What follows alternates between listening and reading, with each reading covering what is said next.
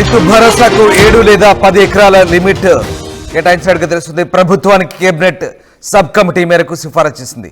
ప్రజాప్రతినిధులకు ఐఏఎస్లకు రైతు భరోసా లేదంటూ నిర్ణయించారు. ఇక కేవలం సాగు భూమికే రైతు భరోసా ఇవ్వబోతున్నారు.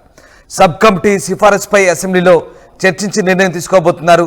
సంక్రాంతి తర్వాత రైతు భరోసా జమ చేస్తామంటూ ముఖ్యమంత్రి రేవంత్ రెడ్డి ఇదివరకే ప్రకటించిన సంగతి తెలిసిందే. ఇక కాంగ్రెస్ ప్రభుత్వం ఏర్పడి ఏడాది పాలన పూర్తయిన సందర్భంగా ముఖ్యమంత్రి ఈ ప్రకటన కూడా చేశారు.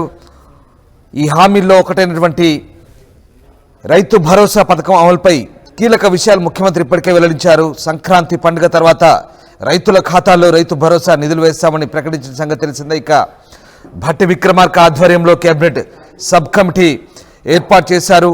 అసెంబ్లీ సమావేశాలు దీనిపై చర్చించి అలాగే మంత్రివర్గ సమావేశంలో విధి విధానాలు ఖరారు చేయబోతున్నారు. ఎట్టి పరిస్థితులను రైతు భరోసా అమలు చేస్తామని, మారీచుడు వచ్చి అడ్డుకున్నా ఆపలేరంటూ సీఎం స్పష్టం చేసిన సంగతి తెలిసింది. ఈ నేపథ్యంలోనే కేబినెట్ సబ్ కమిటీ కొన్ని సిఫారసులు చేసింది. కేవలం సాగు భూమికే రైతు భరోసా ఇవ్వబోతున్నట్టుగా తెలుస్తుంది.